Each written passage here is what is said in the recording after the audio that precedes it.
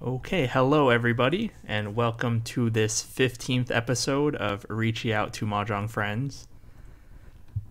Today we have the infamous Bryant from LAPOM. So, so as usual, we're gonna start by asking him. Well, we already know he's from LAPOM, but we're gonna ask him about how he got into Mahjong and his goals, his Mahjong related goals. So, without further ado, you can take it away, Bryant. Good evening, friends. I'm Bryant. And to answer your first question, I started playing Mahjong when I was about 20, I think. And it was because my family plays a little bit of Mahjong during New Year's. And I was bored, everyone was just playing Mahjong. And so I first started learning Mahjong in quite an abominable way as well. Played 16 town Yaku-less, fun-less Mahjong. And after that, a friend of mine introduced me to Riichi Mahjong. But every step along the way, I just keep seeing there's more element of the game, so that kind of got me hooked. I got some people to play with me in college, much to my surprise, because I wasn't too optimistic on people would be willing to join sitting down and shuffling tiles for that long. And after that, I found LAPOM, and I played more. I played Mahjong slightly more seriously afterwards. Just slightly more seriously. Um, well, remember to have fun. Yes. And so, did you have any Mahjong related goals? My Mahjong related goals are just to get better, but better means very different things to very many different people. Um, yes, I like to develop different styles of playing, and I try to.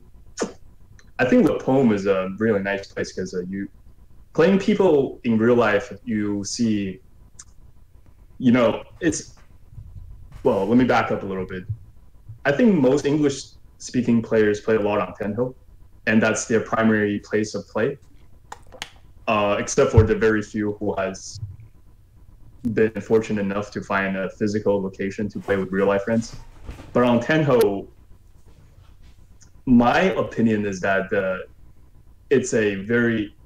meta is very set, and there is a very set play style for Tenho, especially the higher you go. And in real life, where the rules are not always the same, people tend to adjust differently, and I think that's very interesting.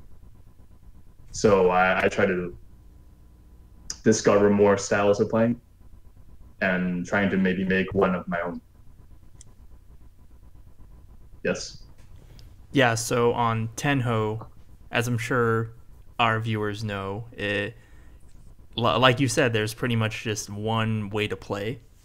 You have a very specific goal, and you like that goal is to gain points more than you lose them, and because fourth place is so detrimental to your points, that you pretty much want to avoid fourth place at all costs, and you want at least first or second, but usually you're okay with a third, right? You just don't want fourth. Exactly. The incentives are very set in that one. And also the points that you end up with in the game don't matter. Like as long as you're not fourth, or like it's more just your ranking, right, at the table that matters the most, not really your points. So you could have like a 100,000 points in first place, but it doesn't mean anything more than first place with 30,000 points. Exactly. And so in like tournament play, where the points actually matter a lot more, people who mostly play on Tenho and have that Tenho play style, they might not be well suited to that environment. Yes, I think it would be their best interest to make slight adjustments. Mm-hmm. And on Tenho, there is also Akadora, which is not my favorite. Did you always feel that way, or is it just since you started playing at LAPOM? Well, at first I didn't have anything to compare it with, but afterwards I tend to lean towards Akanashi.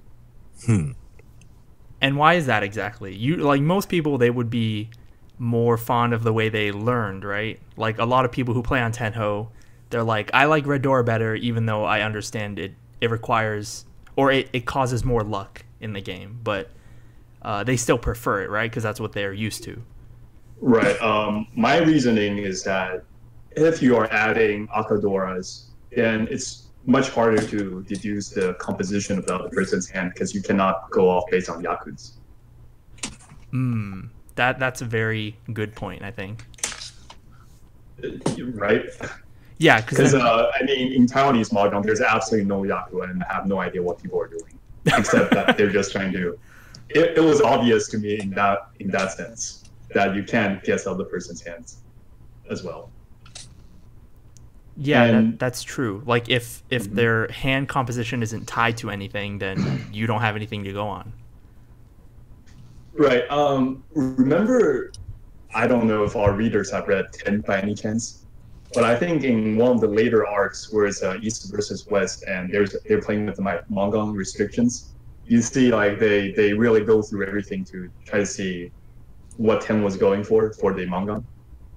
Because he needs the Yaku, but he really didn't have any Yaku, which is kind of funny at the end. He was trying to do a 3-fun Mahjong. Yeah. Yeah. But I just think it's interesting that people would need to go for more obvious things when there's no Akadoras. And it kind of feels bad if you just like get rolled Chun like 2 Akadora and a regular Dora. it feels very bad to me.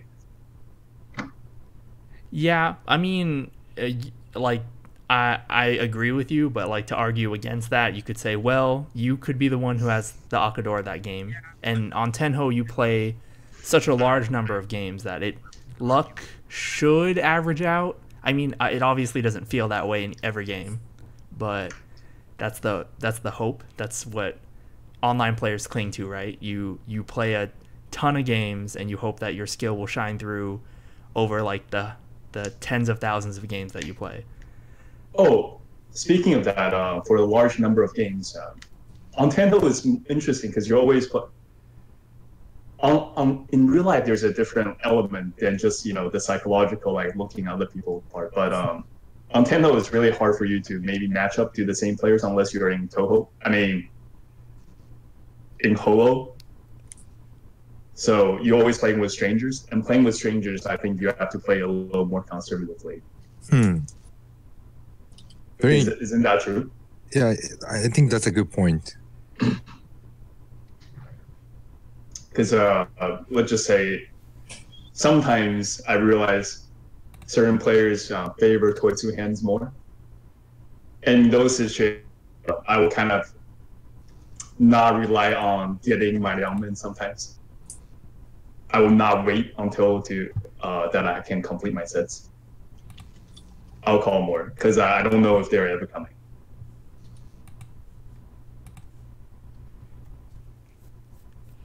What do you think? Well, I mean, yeah, obviously if you know the people against whom you're playing, then you have more information about what they could be doing. And on Tenho, that's not going to be the case most of the time. But yeah, and on the other side, because I know you so well, because we've played a lot in these last like 9 months, and I've made this clear before, but I think you rely too much on your reads.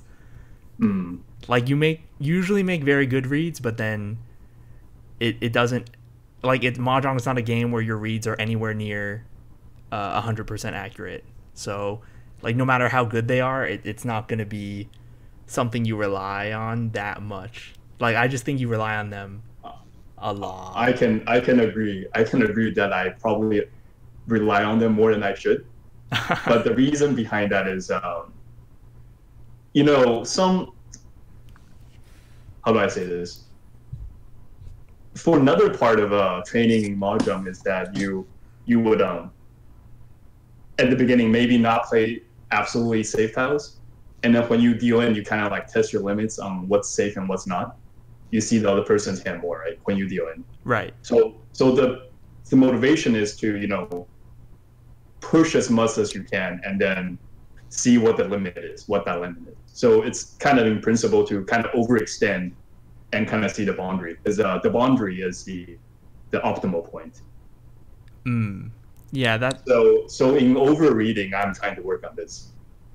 Like when I need to see when reads are okay and which are not. So you kind of overdo it a little bit, and then you retract it when it's really important.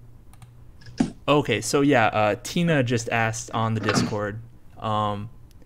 She asked, like reads as in like discard reading, and yeah, Bryant is very good at reading the discards and kind of guessing at what other people are trying to do, but he relies on it a lot, like to the point where he'll make inefficient plays because of it, and sometimes it works out, of course, but then sometimes it doesn't.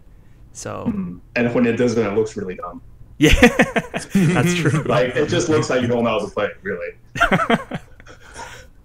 But recently, Brian comes to LAPOM and plays many games. How many games you play last month? I mean, the last play. I am both proud and ashamed to say I think that it's almost 100 in 3 months. That's okay, I think. That is okay. Yeah, at LAPOM when we're playing like 7 to 9 Hanchan per day, that like per day that it's open, right? That you go. That's very understandable. Right. You can have 100 games in 3 weeks, right? If you go all 3 days and play 10 games. I guess you can't play 10, but about 4 weeks if you play 9. Yeah. I'd go with a more conservative, like 8 maybe. Okay. But then 8 games a day, 3 days a week for a month. That's 100 games. Yeah. And I think I forgot to mention those were just the league game. Because I don't know how many games I actually played. Yeah, but since he's like he looks like really hooked to the game nowadays, and I could tell. I compare with like 3 months ago and now, or maybe I should say around the team tournament time to now, so February to now. I think Brian gets really better. I think so too. There's active elements. Oh, sorry. Let me not interrupt. Yeah, no, sorry about that. He has his own style, and then he has his taste, and I kind of like that. I respect Brian's style, but now that's news to me. Yeah, in the league game, I mean, he's proven he got a really good score this month, and then not only that, he went to the final, so he passed the semifinal table. So, which is big step for him. The final was very hard. He should. He's a guest today, so we should compliment him a little bit. So, what do you think, Nima? Just a little bit. Okay. No, but yeah, you've gotten like a ton better since I first met you, and I mean, I wasn't that good either when we first met, like last year, but. Yeah, we played a lot. I also think you made improvements to yourself. What was that? I also think you got better. So. Oh yeah, thanks. Yeah, we improved a lot playing at LAPOM over the last like 9 or 10 months. So what I feel right now, it's like 2 years ago, we had a bunch of Japanese players. And then we had so many Mahjong talks all day, even at the dinner time. And then after Nima and Brian joined, now, it's kind of interesting. Now it's a Mahjong talks all day in English. So, which is like, I think it's a big step for us. I mean, they don't stop talking in the Mahjong during the dinner time. You know what I want to just add to that? If somehow I spoke Japanese, then the whole thing would still just be Japanese, because Nima speaks Japanese too. But that kind of, the Mahjong talk culture or the custom, well, I mean, you guys didn't like follow us that much, right? But then No, I don't know what you guys are talking about. somehow I think now it became like LAPOM standard. Talking Mahjong all day. It's especially about the plays that's important. Yeah.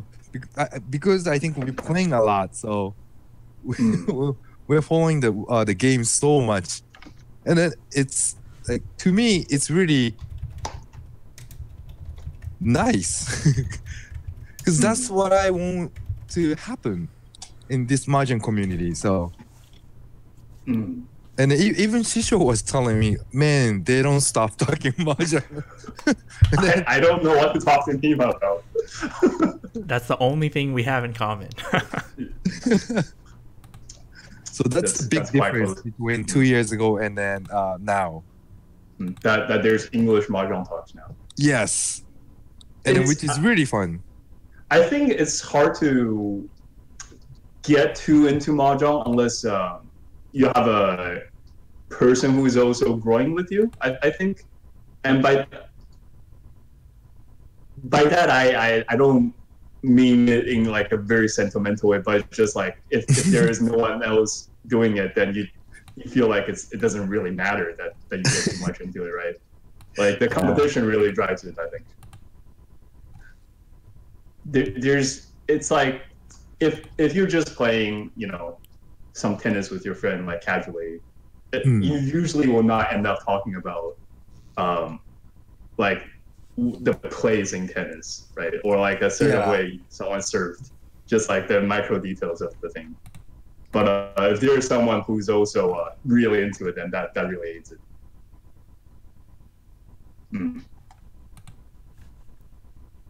So I think it's good to have partners in Mahjong. Yes, and then now it's a fact. Like from my experience, language, the language or the background doesn't really matter playing the Mahjong that many times or the all day. Like we became like so much good friends, and we talk a lot. Even in the competition, sometimes we talk shit, but we respect each other. Now it's looks really good shape. Maybe that's because of the Nemers behave. Because of me. Yeah. Very no nonsense. That's how I would describe you. Oh, well, I mean, we still have fun. Like once you get to know the people at the table, it's very easy to have fun because everyone at LAPOM is so nice. Like even when we were practicing on Wednesday, like we were just, even if it was like serious practice for tournament games, we were still having fun, making jokes and stuff, right?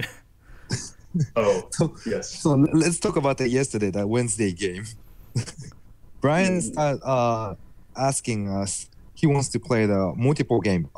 Then I think we should go back to the playoff, the semifinal format now. Nima, could you explain a little bit, like how was the difference between the league game and the playoffs?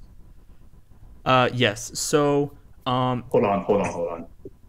This marks a transition from my interview to the playoff. Yes. So we're gonna ask you. Signpost a little bit to our readers. Okay. Yes. So like Masa mentioned earlier, Bryant was in the playoff final. So, the way the league worked was that over 3 months, you would gain or lose points when you played in league games. So it was kind of like Tenho in that you gain points for first and second, or you lose points for third and fourth, and your actual points during the game didn't matter. So it was just like a kind of simple thing to help ease more people into the league, right? Yep. But the league playoffs was the same as they always were, which were points based. You'd play 2 Hanchan, and your points with Uma would determine who moved on to the finals. So the top 2 players from each of the 2 semifinal tables would move on to the finals, and then they'd play the same 2 Hanchans with Uma in the finals, and whoever got first place would be the winner. So in that way, it was a lot different from the actual league games. You'd have to worry a lot more about your points and everyone else's position as well. And this style of play is not really seen outside of Japan. Because in like most U.S. tournaments, they do it by points with UMA, but it's like you play some playoff rounds, and all your points accumulate, and then you bring them into the finals with you if you make it that far, of course.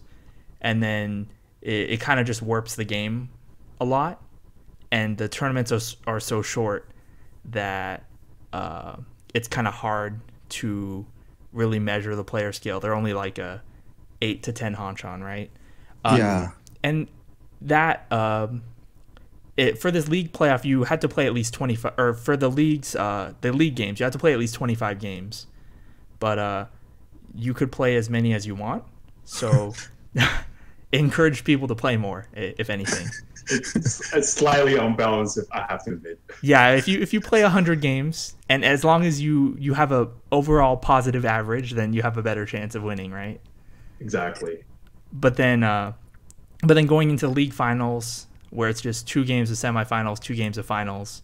Again, it is a little bit short for my taste, but it gives you more of a chance to test your skills against other skilled players who made it through the league games. Yeah, and then to me, the 2 games series, like multiple Hanchan games, it's kind of different games, isn't it? Oh yes. Yeah. So, Very. Bryant, how did you feel like from yesterday's game finals? What's the difference? Well, let me start from which one should I start first? Yesterday's or the finals? Because I definitely took the finals a little more serious than yesterday's. Okay, then let's go with the finals.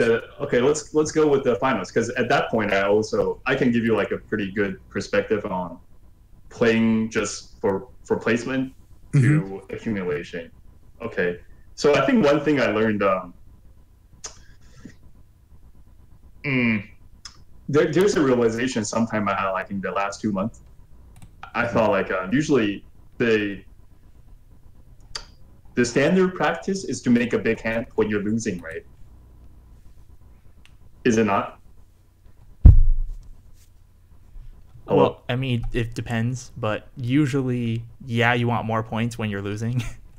Right, but I think that turns into such a trap sometimes, because then you slow down your hand quite a bit, and if you're the only one who's losing, everyone else is just going for fast hands, and you're just downward spiraling into less and less points. But that being said, because going into the finals, I was last the very first games, the semifinals. I was last the very first game. I was the last Oya, but then I just kept on telling myself, you just need to be as positive as possible. You don't have to think about Japan as much, although it'd be nice if you get it, but it really didn't matter as long as I just kept on rinchonning, but I ran out of time. But I was I didn't wait for bigger hands, and I think that was actually the correct choice. At the very end of the first hanchan.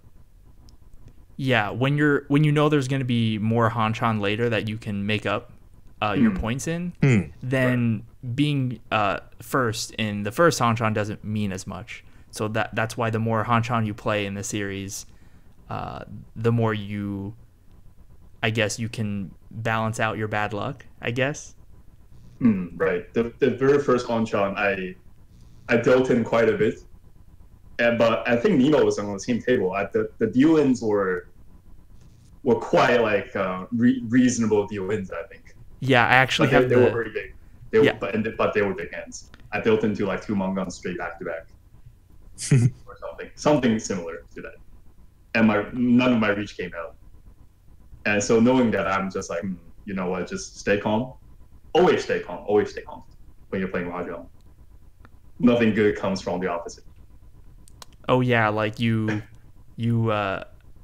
dealt into like a hand East 1 after you Riichi'd, and then like you dealt into a Dama Mangan, and it's like while defending against someone else's Riichi, it was not a good game. On the seventh turn, I'm a Niso on the 7th turn. Yeah. Ouch. Yes, I'm like, is not my fault, right? Okay, let me go on to the next one. Let me just try to stay focused on winning. Yes. But yeah, don't get tilted because I think it's quite. I should have been maybe more desperate because the chance of me coming back being on a set of two being last the first one is quite unlikely. I would still say. Yeah, you pretty much need to get first, and like you need the other people's their rankings to like line up perfectly so that like the people who are ahead of you, like at least two of the people who were ahead of you, like maybe not the first place player, but like you want the players who are in second and third to be in like third and fourth so that you can overtake them. Right. Not only do you need to get positive points, you need other people to get negative points. Yeah. That's how hard it is to close the UMA gap. Mm-hmm. Yeah, especially over just 2 games. Mm-hmm.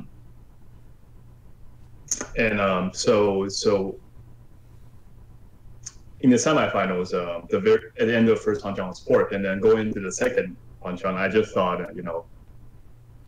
I will just attack whenever, but on my dealer turn, I have to really go for like a very strong attacks, and also don't deal into whoever was second and third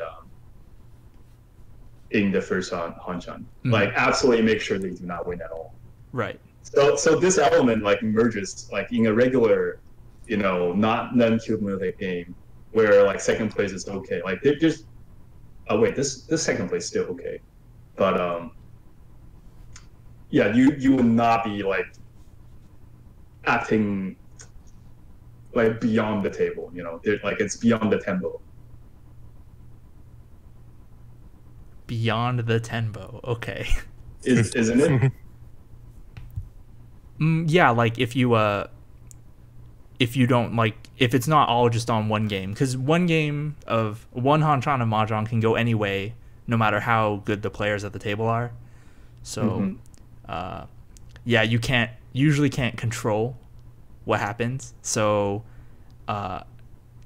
like even if you lose pretty badly, having another opportunity in another Hanchan or two, that could really make the difference of how you play, how you think about it.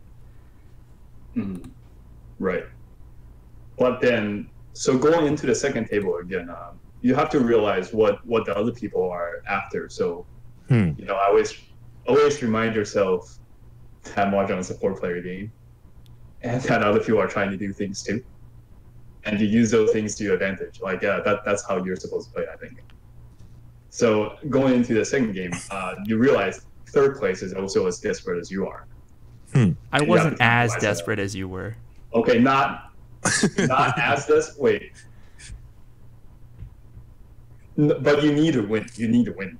I just needed to be above second place. So yeah, you need to be above second place and above second place. The second place of the first Hanchan, I think. Yes, I just like I was in third after the first Hanchan. I was pretty close to second, so my conditions, because I was at the same table as Bryant, my conditions were just to be above the player who got second place in the previous Hanchan by like 4,000 points. So it wasn't bad at all.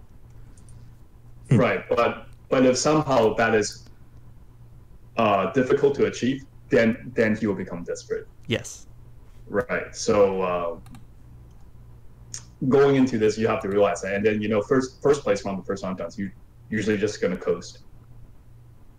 They're not gonna do anything too out of the ordinary. Maybe go for fast hands and just try to pass the game along without losing. Yeah, they would they wouldn't insert themselves too much into the game. Yeah, if you're in first place going into the last game of a multiple Mahjong or multiple Hanchan set, you don't really need to do very much except just pass the games along safely. Right. Like there, I remember there was one hand where the player who got first place in the first Hanchan, and he got a very, very good first place. Like he was plus like 30,000 or something above the starting line with the UMA, right? Like he ended up at like around 50K, I think. So he was at like plus 35, right? So he had a hand where he had Yakuhai Dora Anko, and when two players started pushing, he just folded by discarding the Dora Anko.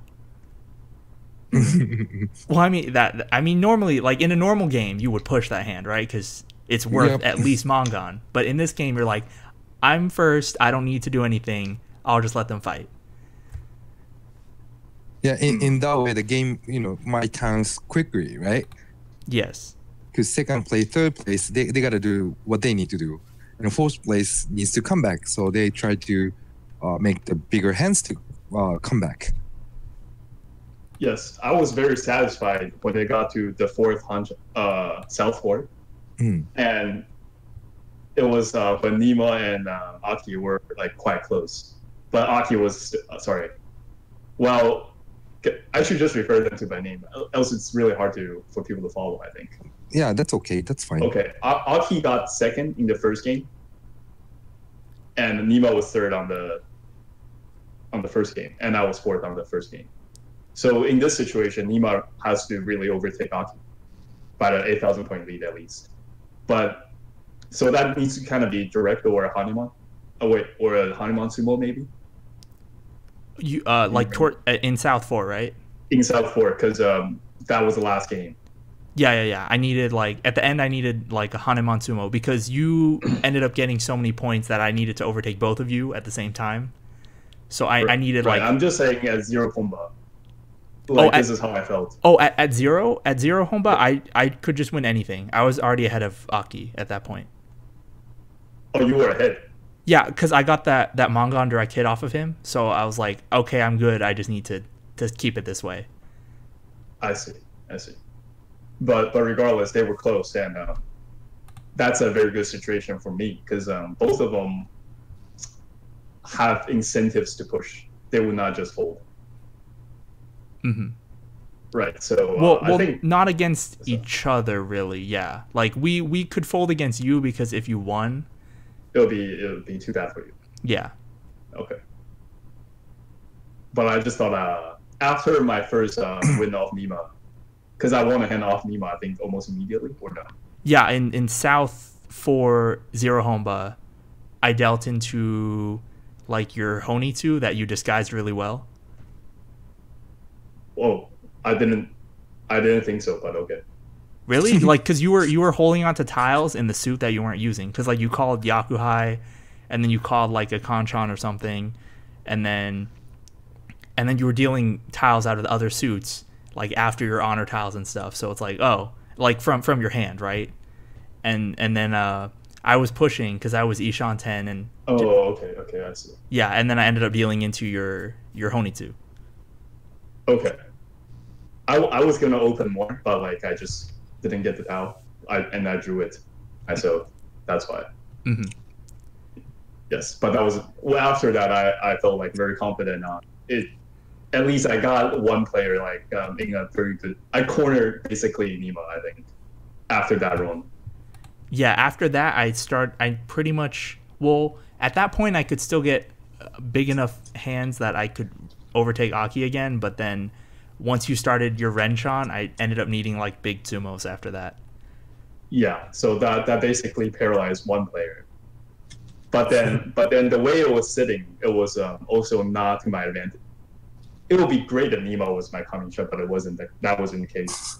Nima was my Shimocha, and Aki was my Toyman. So Nima being desperate will actually kind of be bad for me because. Aki's just trying to finish any hand. So Nima not only has to make big hands and also not let Aki cheat, but his primary purpose is to make big hands. Mm-hmm. Right. So in this case, I was very afraid of Aki because Aki would just win small hands, and then he has a very nice Kamisha at that point. Yeah, before you got the Mongon sumo, the Ipatsu sumo, right? Mm-hmm. I think he could have won like anything. Like he was still ahead of you. So, but then at that point, after all your Renshan, he actually started needing big hands too. Oh, okay. By the time I got to 60,000, right?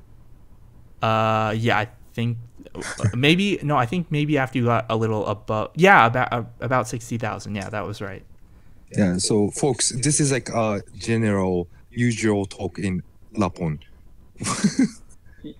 Yeah, this is quite above like just like no, this is like an element that's not in like what would you discard, right? Because I used to think like Mahjong is like, oh, you're good at Mahjong, you do what would you discard, but this is like what would you discard given like a really weird ladder scheme. And then never ends. Yeah, and So yeah, I don't think we can get an agreement on like what should be what sometimes. let me ask both of you. I think that table, the semifinal, the player was Bryant, Nima, Aki, and Shisho, right?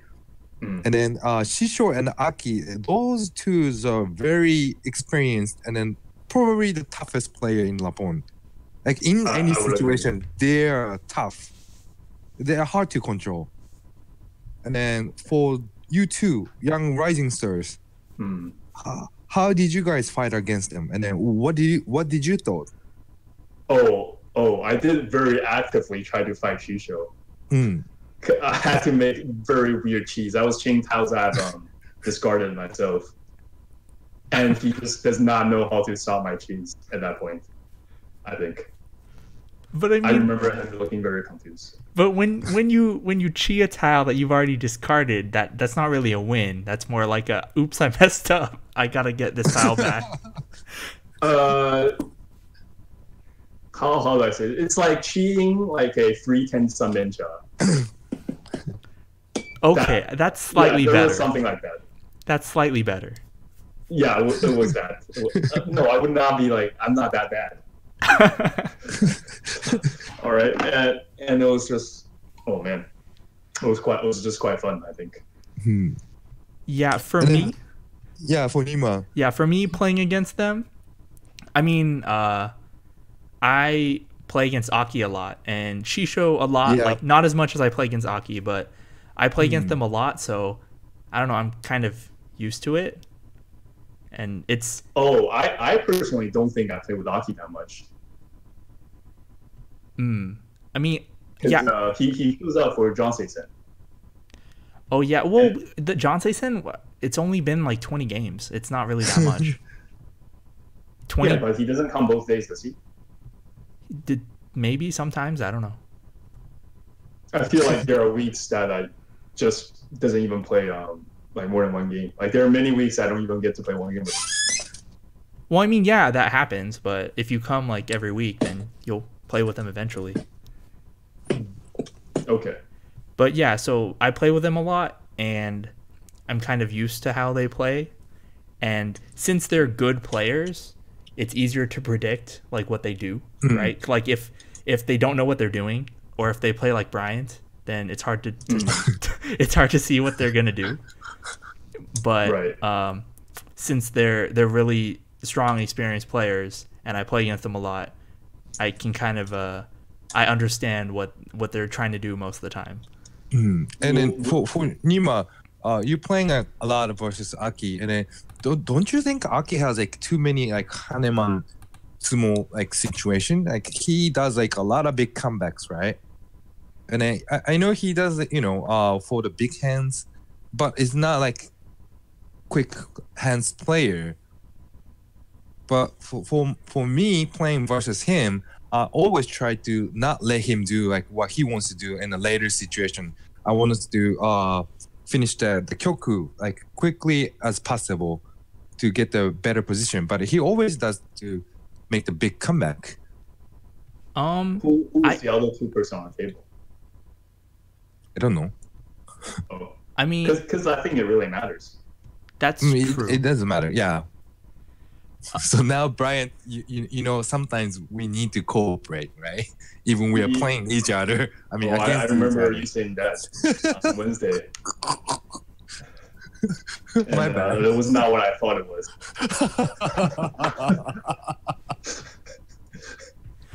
I mean, with Aki, I like most of the time he tries to go for those big hands, right? But I noticed that he'll also call for small hands if he sees his hand. He's like, oh, I can't I can't make this that expensive, so I'll just call, right? Yeah. So I just figured he was just the style of player who would mainly go for big hands. So, and I mean that happens, and it's a lot easier in WRC rules, right? Because there's Ippatsu Uradora. And then, don't you think like when Aki gets the points in the RA situation, and then he calls like one shonpai for pawn, and you think, oh, finished. He's in tempai. No, he'll call from faraway hands sometimes. Sometimes, right? Very rarely. Yeah, because of he's also good at the kicking those the kyoku, right? Mm-hmm. When he got enough points, so that kind of feeling. I was wondering if you guys have the same kind of feeling or not. No, I think he has like a kind of similar play style to me, so I'm not. Oh, I feel so as well. Yeah, so I don't really have a problem understanding what he's trying to do. You think it's correct? Yeah, correct. Yes, because right. There's really no correct or incorrect in Mahjong, but yes, that's certain things feel more correct. More or less correct, sure. Better or worse, maybe.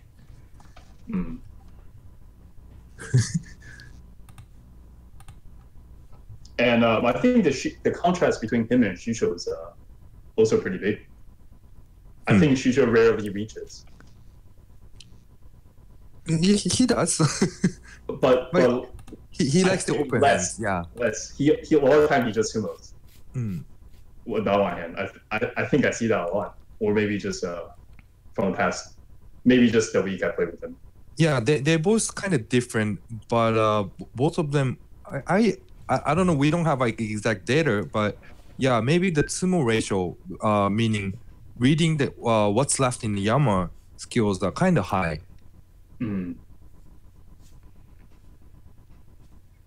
How many? I know how much experience Shisho has, but I'm not certain about Aki. I know he's good, but I don't know like the amount, the physical quantity. I don't know. It's very close. But Aki's younger, right? Yeah, yeah. But like, well, they both play like how many games? Like let me calculate. You guys could talk. Let me calculate. Calculate from what? 3 times what? 4 times 12. So they probably play around like 1,800 games a year. Times Shisho is playing about like 20, almost 30 years. And then Aki's he probably plays a little bit more. He plays even more in a year, in the when he was in Japan. Oh, okay. Yeah, so I mean, yeah, they play a lot. Damn. For a long time. So I mean, it's not always how many games you played, but then I think that the way they went through playing against each other, with like good players or bad players. Yeah, they do have an experience. Yeah.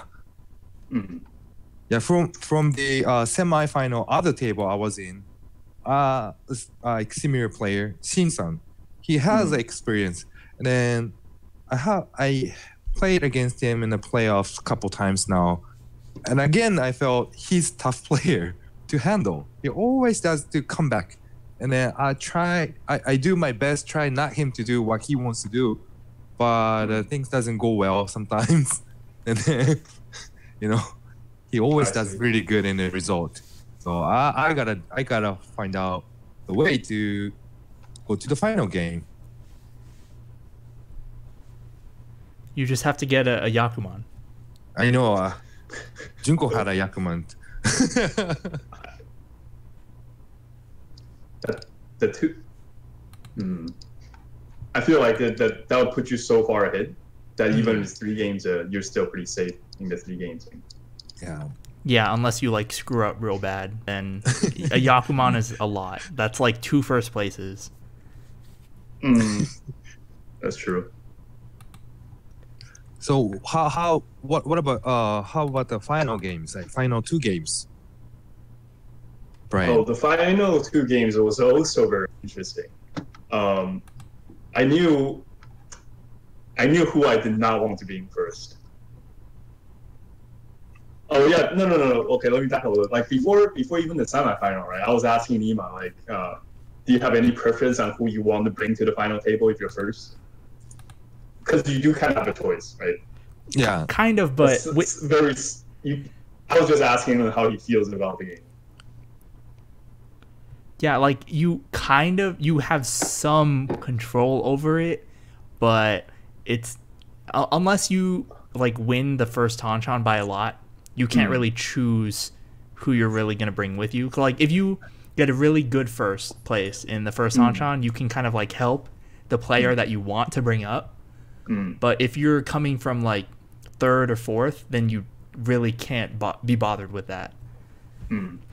I see. But yeah, continue. Yeah, so I knew by the playing the finals, I also knew like I not only did I want to be first, I also really did not want Shisho to be higher than like second, because that would be very hard to fight him on the final table, which like I still lost. Yes, but you know, at the end there was a Chitoi. Do you remember my hand at the end? Which one? The one I could have gone for Chitoi, but I actually uncoded my 3-mon instead, which was Shisho's Way. Oh yeah, that one. Yeah. Well, no, it wasn't. Was already... It wasn't Chitoi. It was Honitsu. You like threw a pair of honor tiles. I don't remember if they were Yakuhai or not, but then you kept your pair of 3-mon and then it onkoed up. Oh yeah, and then it onkoed up, but then I could have taken the Tenpai earlier, but I just didn't. Yeah, you and could. After the 3-mon, Shusho was the last way out there, and then I really did not want to Renshon, even though he wasn't even first, and maybe he wouldn't yak them, but any point I can take from him, I knew was very important. Yeah, like because you could have had a faster Tenpai that would have been worth more, but then you ended up holding on to all of his winning tiles, and you won a cheap hand to end the Hanchan. Right, which I thought I was pretty happy with myself for doing that. Right, but I'm just saying there's a lot of consideration when you're playing for more than just one game, because Elza have taken the higher hand, the faster Tenpai hand, to go to first to overtake Shin. But it doesn't feel safe for me to I definitely do not want to deal into Shisho, because that would make me not only one place down, he'll go one place up, and then I have to fight him as third.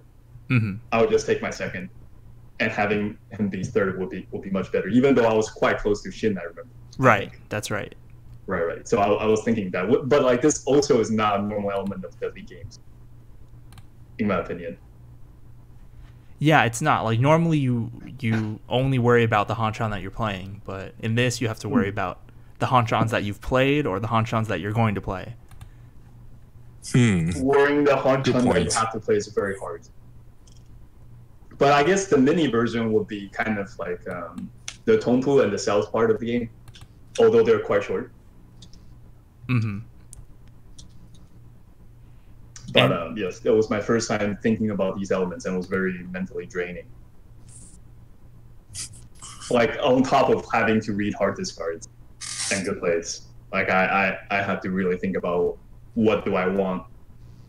See, like you can know how to fight a battle well, but like like Sun Tzu would say, you need to like pick like smart battles. You need to fight your enemies like on your turf, right? I guess. Okay, I mean that's just. I feel like some Asian people just say that. Some Asian people just say that. Okay. It's like a very Asian thing to cite, like Sun Tzu or the board. Oh, what about Bryant? So it turned to the Orasu, and then you were in the first place. One more Kyoku, you could be the champion. I know, and that's almost got there. I don't think you did nothing wrong, but no, oh, you did not see what I did. Nima saw what I did. So what was your thinking? Like, almost right. Oh, One Masha, more let me. Goku. I don't know if I told you this, but let me re-explain the situation. Okay. Okay. So, Shisho itself was also the last dealer on South 4, Zero Pomba. At this point, I think Junko was first or something. She was Or, first overall, yes. and Shisho was second. Yes. Okay, so Shisho I was third, but I could win anything because the point spreads from the previous game. Yeah. So I knew I should just get fast tenbai, which I did. I got a tenbai really fast. I think by maybe like the 7th turn I was tenbai. Yeah, that sounds right. One pin and 4-pin shampoo. And I drew a 3-pin. And the Ideally. normal thing to do here would be like to just throw the 4-pin, right? Mm-hmm. And go for like 8 tiles instead of 4 tiles. But I was very distracted by the possibilities that what went through my head was like, okay, which one is going to come out? Because I still have to ask myself this question: is the 1-pin and the 4-pin going to come out, or is it the 2-pin and 5-pin that's going to come out? And it also matters which one's going to come out first. Right? So in my head, I thought because Shin was so down, and he just played a 3-pin on the 7th turn, I thought there was a non-zero chance that he was like kind of trying to do a Suanko. Like I wasn't counting on any Suanko possibility from Shin. But if there's Suankos going on, then that might use up a lot of the 2-pins and 5-pins all at once. And Junko, how much did Junko need to win? Do you remember? I believe she needed like Haneman Sumo. Yeah. I think Haneman direct or Baiman Sumo. Oh. Okay. For Junko's hand, I could not tell if she needs any 2-pins or 5-pins. But it could be like she could be using one of each. I think that's reasonable to assume. Yeah, because she was going to the Chanta or Junchan kind of. Right. Yeah. And Shisho, he cheat a 6, 7, 8 Kanchan. Basically telling I thought the most likely scenario is that he's going for a Tanyo. So in this case, I knew Shin was not going for Kokshi. So the 1-pin might come out from Shin. The 1-pin will come out from Shisho is what I thought. And the 1-pin might be swapped out for the 4-pin when anyone draws it, maybe for Junko. So I decided to just play the 3-pin. I also don't want to see other people see me Tadashi the 4-pin like that. Yeah, because it looks like I was really close, And then from there on, everything I throw would have to be Tsumogiri. Because I cannot change. That's a denpai that I cannot change. So if people are watching this closely, I think it's very plausible that just no 5-pin or 2-pins are going to come out. So I chose to go on 1-pin and 4-pin. Also, I wasn't sure if I was going to reduce the Shanten by playing the 4-pin into Shisho's hand. Right. So, but then immediately after this, the 2-pin came out. And that was very sad. So, Nemo, what do you think? So this is what I was kind of mentioning when I was saying that Bryant relies too much on his reads. So I saw, like, when he first got to Tenpai and he was on a Shampon for 1-pin, 4-pin, I was like, that's a pretty good weight. But when he Tsumogiri the 3-pin, I'm like, what are you doing? Right? Like, I understood his read that the 1 and 4-pin were good and that they would be dealt if the other players drew them. But you shouldn't really use that read when you have like a more digital, like a much higher digital payoff to go with the better weight. You have to account for the base rate. You have to, no matter how good my read is, you have to multiply it by the fact that there's just 2 times the amount of the ukere. Yeah, of the winning tile. Of the winning tile, yeah. Yeah, so what ended up happening is that the remaining two 1P were like In the wall. they were in at the very end of the wall. Yes. Yes. Oh no. They were not at the very end of the wall. One of them was drawn by Shisho. Yeah. But he did not play it because he was doing a tone like Shampoo wave. He had a like tone and 6-mon weight, but it was a tone Otozuke, but his calls made it look like a Tanyao. Yes, because he classed it. I just really did not expect it. Yeah. And then I directly dove into Shisho, and that was like the worst thing that could happen. I was punished thoroughly. But then, if I just did it, I don't think I would have learned anything. If I just played 4-pin. Like, I would have won, but I would not have learned it. Listen. So it was losing was a valuable experience. I think so. Yeah, See, this is where I think like the limit of how much I should be, like this is too much. Yes. I think that's also the Bryant's improvement, because usually the people, they don't want to review the losing game, right? Because it's not fun. You want it to win, but sometimes from losing game, you need to learn a lot of stuff, and also needs to find out what should I've done to get these games right. So since he was so close to get the title, so I think that was a good lesson for him. That's right. But you can always just like kind of renege on like, oh, but if the tone and 1-pin like was swapped, then I would have won immediately. Yeah, it's very close. Very close. Yes. And there was no 5 pins. No one was going to play the 5 pin, I don't think. So I only missed it. Never mind. But the lesson is base rates really matter. Yeah, like the analog reads, you're supposed to only use them when your digital choices are like mostly equivalent, right? Like you want to choose between like two penchons or a penchon and a conchon, and like they're both bad weights, so you want to break one of them up, but you have to use your analog reads to see like, oh, which one is more likely to be left. Yeah, big cause, right? You need to find a big cause. Yeah, it's not like you're choosing between a Dionmen and a penchon, and you're like, this penchon looks really good. Let me break up this Dionmen. Like, you don't do that. No, not the Dionmen. No, but that's what you did. That's a shampoo. But penchon and shampoo have the same amount of winning tiles. Yeah, 4 left, right?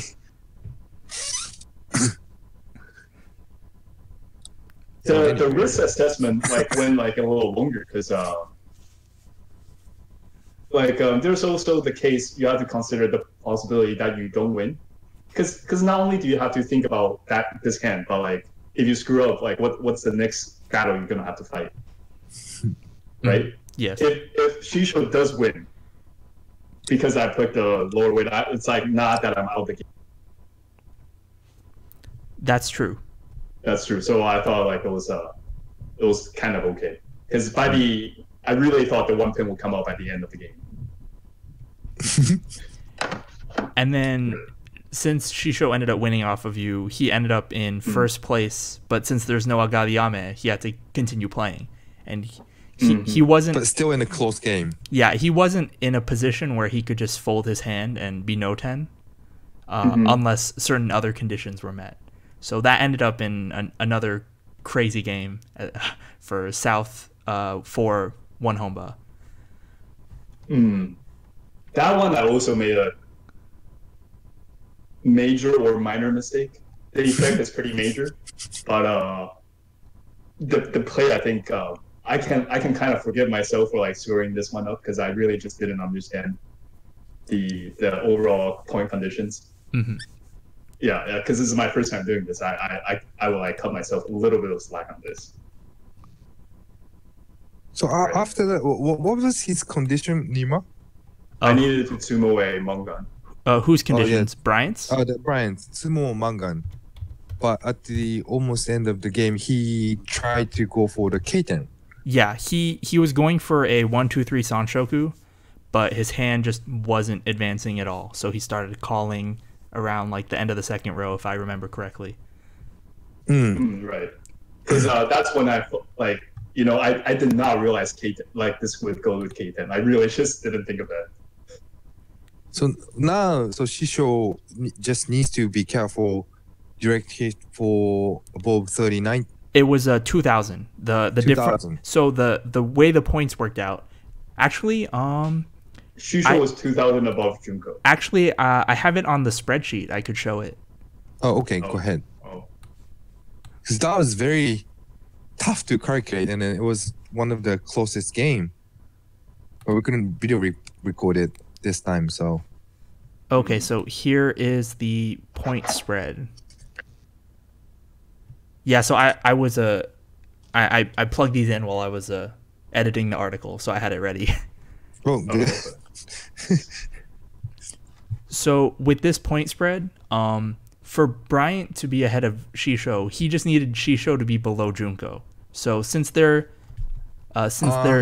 difference was 2,000 points, and it was the first Honba, so a 2,000 point direct hit on Shisho from anyone, I believe, would put Bryant in first place. I see. So Bryant's calling Chi is still, it's kind of scary because above 2,000, it's not that difficult.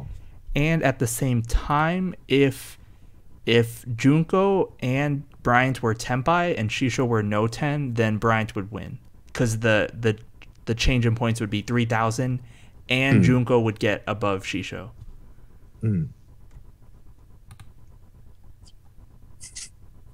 So yeah, those were Bryant's conditions: either Mangan Sumo, 2,000 point direct hit, or be in Tenpai with Junko while Shisho's no 10. If Shisho were Tenpai, the game would have to continue. And I think Bryant could win, looks like Hanemon direct hit on the other two players, and that would be enough. But my hand was very bad. Yeah, your hand was pretty bad. But I could have faked the Tenpai to force Shisho to also Tenpai. Yes. Yeah, at the beginning of the hand, Shisho started calling for Toi Toi. Like, he called two pawns, and then he was Tenpai. And then on the very last turn, Junko declared Riichi with Baimon Tenpai. So she needed... 1 second. She needed Baimon direct hit on Shisho. And since her hand was like Riichi, Chanta Sanshoku, Wondora with Ipatsu and Hote, if Shisho dealt... that was so rare, Kate. Yeah. Because of the WRC rule. So if Shisho dealt her winning tile as the Hote, then she would win. And then she took the chance, and also she took the chance that Bryant's opened the Tenpai, and the game Shisho cannot close the hands, right? Right. So and then Masa, did you know I did draw the ISO? I did draw like immediately. Yeah, you told me that. Yeah. If the tile was like one upside down, then Shisho was getting the 9 soul, so she needs to win with the 9 soul. 6 soul is not enough. 9 soul to complete the Pinfu and the Chanta. Yeah. So it was very close. Yeah, and she couldn't win off of Bryant either because it wouldn't have been enough. Yeah. If she wins on me, Shisho would just. And then after the game, so anyway, so Shisho took the chance that he thinks Bryant was not Tenpai, so he closed the hands to finish the game. And then Bryant was not Tenpai. Right. So I should have somehow tricked Shisho into Tenpai. Yeah, that was the end of the game. And then after that, Nima... Oh, Masa, I have a question. Yeah. I'm sorry. But like, what do we have to show Tenpai at the same time? What, like, No, usually from the dealer. So the dealer have to pick first. Yeah. And then south, west, north. Oh, okay. Oh, so if the dealer had to pick first? Yeah. Okay. I see. Yeah, so he would have to decide before knowing whether or not you would open your hand if he would open his hand. I don't know if I put it down too fast. I really don't know if I put it down too fast. No, he folded before it went to that. He folded on the Hote. Oh, right. Okay. Yeah, so he made his decision already. I see. You're right. But that was kind of gamble. Yeah, because he knew it was so close. So he went to the tenpai, right? So he was a tenpai. I Tadashi Genbutsu, that's for both of them. Yeah, I think in between, like he was looking at your hands, and then there was something that was telling him Brian is not the tenpai. And Nimo, why Shisho thinks that way? If you know any kind of reason. Well, because Bryant just like Bryant just said, he dealt Genbutsu, right? That's the digital way of thinking. Yeah, so I think if you look really close to me, it seems like I was folding. Because I waited way too long to pick out a tile, and it was a Tadashi. So Brian, that was the time you should do the bluffing discard with the discarding the tsumogiri, just continue tsumogiri, or the discard something that could be really dangerous one. Yes, there was a kind of safe tile. That was the Nima's advice after the game. So I was surprised because I had no idea because I could totally understand the Bryant situation. Yes, it is scary to deal in, right? But this is not the regular game. Hand is. I really don't know. Especially with the Riichi, and then the Heart River was weird because a lot of the middle tiles already coming up. So it could be like Chitoi or the Chanta kind of related big hands, right? Right. And the candidate that I had to deal was like the 2-month. Yeah, although since you weren't Tenpai, you could have dealt anything other than Genbutsu. Right. But I wasn't even sure which one of them was safe. Well, given the point situation, she couldn't win off you unless it was Sambaimon. So, Sambaimon, yeah. So you could have, you really didn't have to worry about her winning. Yeah. So okay, Sambaimon, I did not realize. Sambaimon is like almost like a combination of Chinitsu something Dora many. Or this was my mistake. Like I was so focused on like Shisho, I forgot about you. Like I just know she has a big hand, but I don't know exactly how big it needed to be. Yeah, I mean that was big enough. That was big enough. But like she can't roll me, right? Yeah. That's why if Bryant know the Junko's situation, then you could just discard even it's a winning tile. Right, and then I'll have one more chance. Yeah, and then you pretend like you're tenpai. Then she should eventually he needs to open the hands to go to the second homba. And then the second homba will be actually way easier for me to fight because now Shisho's in second. Yeah, and also there's a one Riichi stick with the 2 homba. So anything you win, I think that should be good enough. No, Shisho wouldn't have been in second. If he were Tenpai, then he would still be above Junko. Oh, you're right. Because the 3-guy tenpai, so that's like no point differential, and then just Junko's put the Riichi stick. That's it, right? Yeah, so your conditions would have been pretty much the same. So above 2,000, and then there's a 2 homba, so 600. So almost anything like. I think Mangdan Sumo and direct hit 2,000 will be very hard if Shisho is defending against it. Yeah, and just go for like 39 or 52, so good enough, right? Right.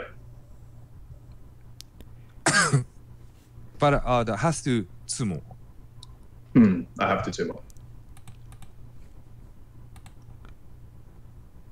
Okay, that's about it for the playoff, right? Then Wednesday, it wasn't the weekend. And then Wednesday, and then Brian came. We did not planning to do practice for those multi games, but Brian was the one asking us, hey, let's do the practice for the multi games, and we played a 2-game match, and then after that, we play 3-game match. So, and then yeah, I mean, in between the games, that was like a lot of lessons, and then, but I think Brian was realizing those multiple games, it's a totally different games. Right. If you lose the first two, it's so hard to. It's just so hard to play. Yeah, you pretty much don't get to play. Like if you lose the first two Hanchan, you only get to play when it's your dealer turn, and other than that, you have to go for like Yakuman. Yeah. And then I was asking myself, is this still Mahjong? Yes, Is this still I Mahjong? understand. And if you deal into someone, you get embarrassed too. So you need to show just your defensive skills. That's it. You have to play where you can't win, and you also can't get wrong. Yeah. It feels like you're sitting there buying. It's a very like hard seat. Yes. But what do you think, like, from your experience, those multiple games, multiple match series? Is it fun? Oh, there's a high likelihood you not have fun. Isn't that true? Because you get so many chances to have fun if they're not cumulative. What about Nima? I like them. I like the multiple Hanchan sets, like for like competitive games, right? Like if you're playing casual, then you probably don't want to do that, because then at a certain point you stop being able to play once you lose all your points. But for competitive matches, it's absolutely, I think, the best format. Yeah, and then we don't do multiple games like very often. Like we just keep in on the playoffs or once in a while. But I think we should keep doing this practice, because it's like it's different. It's just different. Yeah, I mean, we also did it for the Rankers Carnival. Yeah, that was one of the testing. We wanted to everyone to get experience, because the WRC is from top 32 round. That's the multiple games series. So everybody needs to get used to it. But it is really hard until you play this multiple games. You don't really realize how hard it is. It's not just only for the 2 games total. There's like many way in between. Oh yeah, and in these situations, I think people will pass on rounds. Yamagoshi, yeah, there's a skill. I was trying to do that to Shin-san, who was in the final game. Yeah. And I think Nemo was trying to do that to Aki as well on Wednesday. No, Aki was trying to do it to me. Okay, my bad. Yeah, and then since he was my Toyman and you were my Kamicha, so I just when he pwned Dora and then pwned his Yakuhai, I just started only dealing tiles that you dealt immediately. Like you dealt like 3 so, and he would pass because that's his winning tile, but he doesn't want it from you. And I would deal 3 so he couldn't win that turn. I see. So I guess the thing is that in these multiple games, like you have a lot of like immunity sometimes. Yeah, there's a lot more strategy that goes into it. It's so regarding the, since I think Tina is listening, I don't know if she was realizing like final at the DFW tournament. I was doing I was only copy and discarding the what my Kamicha was discarding when I was in like really defensive moment, which was David. So I only throw what David throw. So I took care of it. Yeah, that's only like if they're Dama or if they open, right? Because if they Riichi, then there's permanent Fudi 10 after Riichi. Yeah. Yeah, so you have to be more aware of that in those situations. But in certain situation that could happen. So even you're in like the other side of situation, you should know those kind of stuff. So again, if there's like many players, you could talk with them, with your friends still, test it out, try it out, feel what's the difference. I think everybody should do the practice. Yeah, this stuff, it's all math, right? But it's not easy because there's a lot of different things you have to take account of for. Like even like I watch JPML like pro matches where they play like 4 or 5 Hanchan, and then before the last game of the last Hanchan, they take like 5 to 10 minutes to calculate all this stuff out. Yeah, it's not easy. I mean, the only way is you do the practice. Yeah. There's so many scenarios you have to account for. Yeah. Yeah, there's even certain scenarios where like you could win a certain amount of points off of someone, and then it's above your minimum, but it ends up with you not being first. I think there was one of those situations here. Oh yeah, so here it looks like if Junko won off of Shisho in South 1 or South 4 first Honba, then she would have still ended up in second if it were Sanbaimon, but she needed Baimon but not Sanbaimon, which is weird, right? Wait, what? How? Because it probably would have put you in first, honestly. Oh, it was too much, huh? Yeah, if she takes too much for him. Oh, what? Oh, I know what you're talking about.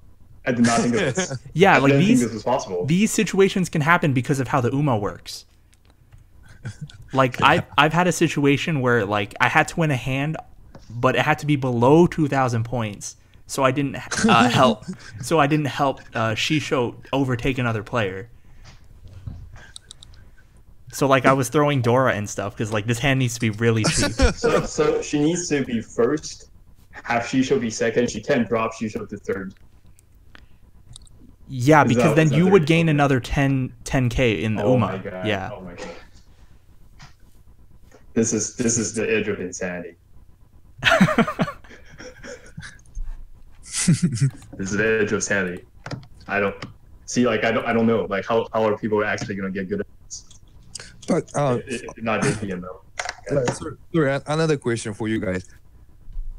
To me, I think nowadays the playoffs, like semi, it's getting really in a good game, very close, or like a lot to learn. I think it's getting closer and closer. Do you think so? Closer to what? Like like it's not like big lead. Like okay, the game ends. It's pretty tough, always Aki comes back, or like whoever, like 3 players has a chance. I see. I think that's because of like everybody is improving and everybody is getting used to it for those multi games, and then that means they know what they're doing, right? They have a better sense of speed, maybe. So I think in this past year, I think we learned a lot. We developed a lot. So if we could continue keep studying, practicing, like how many years I don't know, but do you think we could beat the pro players? Well, at their own game. Yeah. It's possible. Like in over a short number of Hanchan, anything can happen. Yeah. Two games, right? Two games. Of course, it's possible in 2 games. Yes. Of course, it's possible in 2 games. Not long enough. Not the 4 or 5, 2 game series. 4 is still plausible if you have like decent luck, like for 3 games. Yeah, because like it's entirely possible for one person to just have terrible luck for 5 games in a row and not be able to do anything. I mean, it's possible.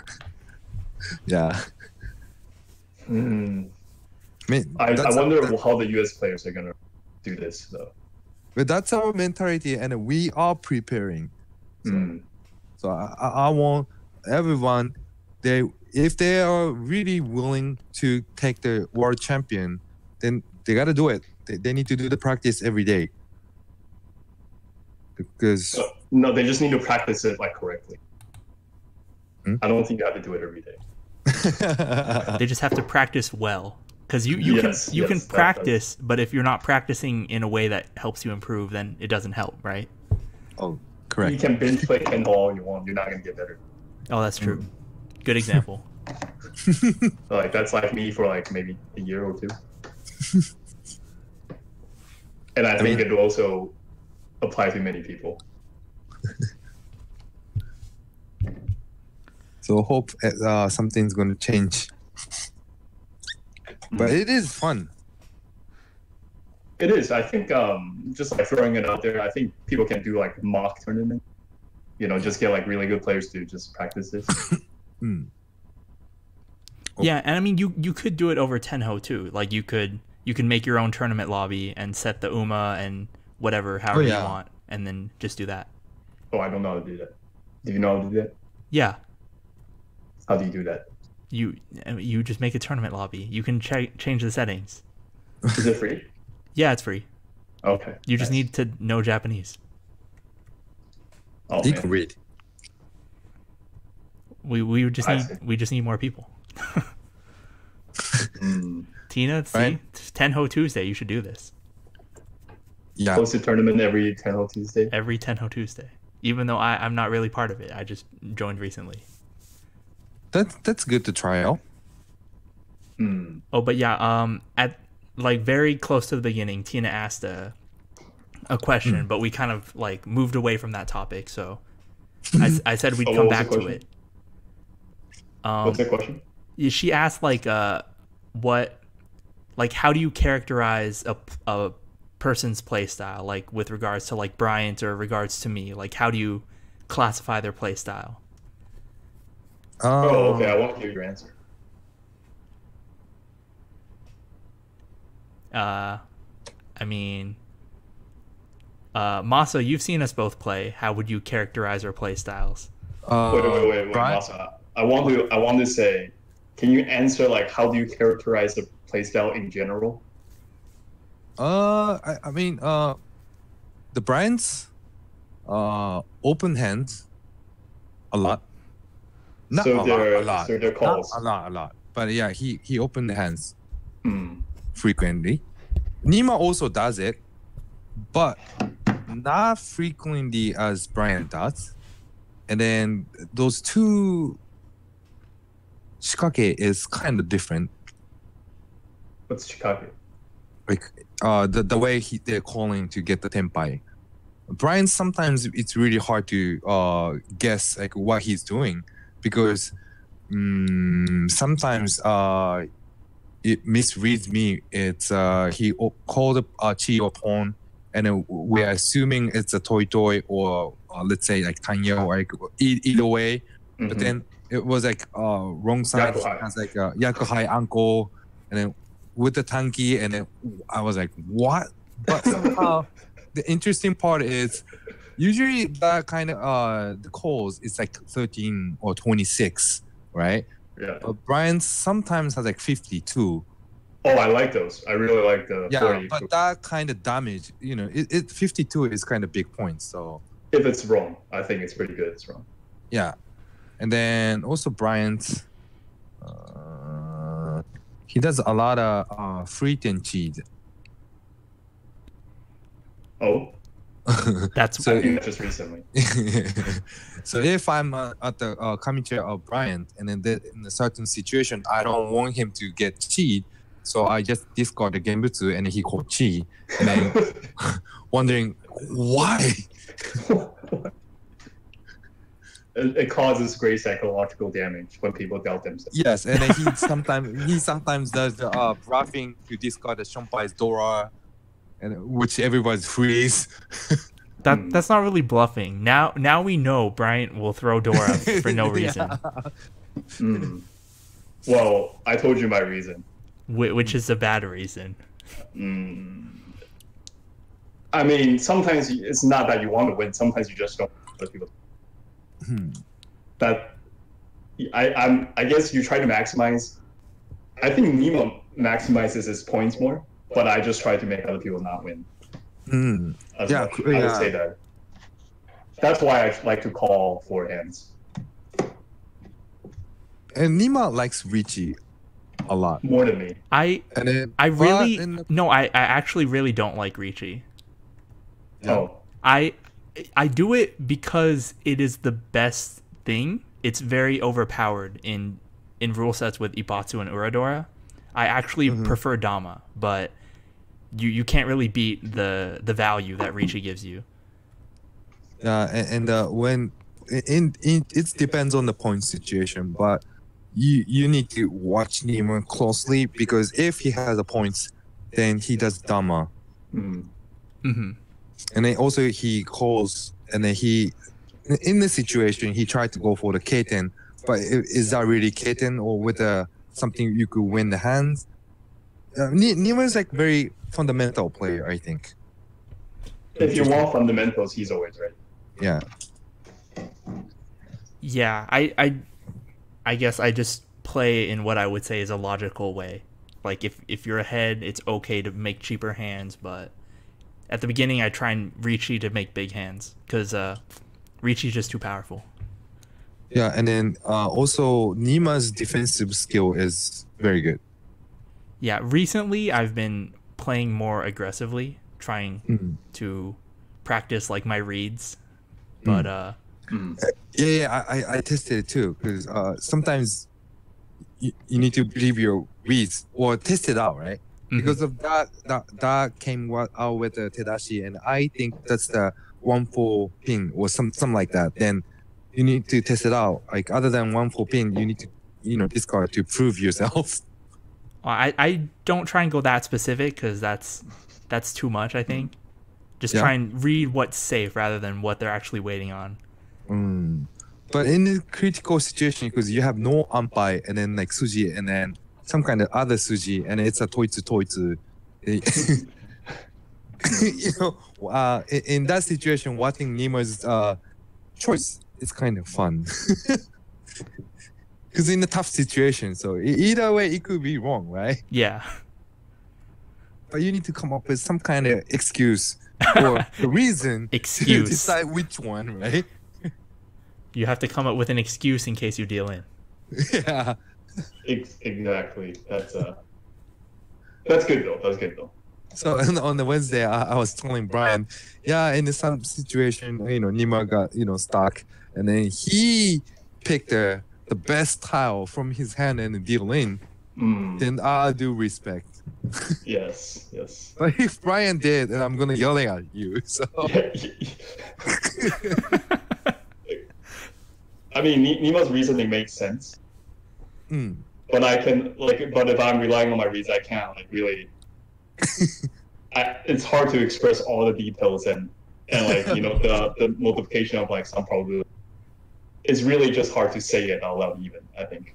Yeah, but the last hand, Brian, I think he dealt in, but then after that he opened the hands. It was really reasonable, 2-man or 3-man.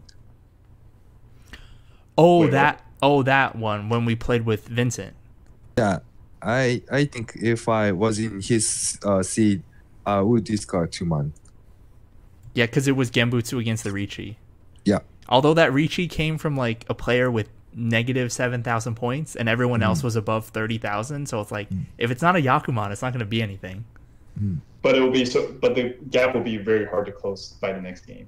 Well, it was South 4. Yeah. I mean, was it Yoya? No, he's not Yoya. I don't think so. That's why I was like, why did he Riichi? He can't win anything. Like, it won't do anything. Oh, that's right. He needed like Yakuman Sumo or like Sanbaimon direct hit or something crazy. Like it was a weird situation. That was. I mean, by the time you would now still be safe. Yeah, that's true. I think it was only like Riichi Pinku or something, right? That's what happens when you deal live Haku against Chun and Hatsupon, right? Yeah, XC was feeding me really hard when you guys were eating tofu. Yeah, that like he was throwing like Dora into Riichi on the Ipatsu turn and stuff too. No respect. No respect. Absolutely zero respect. But that's his style, so. Yeah. The Dora on the Ipatsu turn? If I'm gonna deal Dora, I don't deal on the Ipatsu turn unless I am like quite Oh sure. no, you used to did it too. Yes, you did. But like I don't deal in. What? Do I deal in the Dora on the Ipatsu turn? Like never, right? But you deal it, and that's I don't already. deal in. I don't deal in, so I'm safe from having to explain myself. No, no, you're not. So, guys, let's move on to the next topic. I think it became. Oh, we're actually like 90 minutes in right now. Damn, we did it again. Yeah, so We talked about the game for too long. that's how it goes at LAPOM, right? Yes. It's... Maybe we should make an agenda next time. Oh, I don't know. I'm guessing. So No, I don't we even know we did, but we talked too much about the things on the agenda. The agenda with timestamps. But that's no fun. It's a good guide. But yeah, we were gonna talk about like the M League, but should we just save that for another time? I don't have anything to contribute to the M. Yeah, there isn't that much to talk about with regards to it anyway. It just happened, so. Oh, just maybe talk about it for 10 minutes. I mean, what are you going to talk about it next time? When does the M League start? Like in October, right? Yeah, like, October. All that happened is that the teams were formed. Yep. So that's about it. So I hope everyone's following the what team has who. Yeah, there's 7 teams of 3 right now, but yeah, it was just English coverage. Seems Tina's tired too, so we need to wrap it up the show. All Okay, right, let's roll the outro. Okay, thank you, Nima. I mean, Nima, Bryant, Tina. Thanks for watching. Thanks for watching. So, Bryant, my last question for you. Are we a Mahjong friend? Yes, and I would love to cooperate.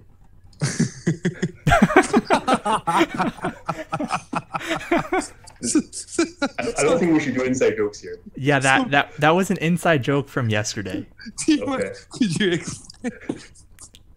Okay, so I guess I'll explain real quick. So we were practicing the 2 hanchan set, right? And the 4th player who was on the table, she was way ahead of everyone. And so Masa was last dealer, and we had to cooperate with him so that we could so that one of us could overtake her.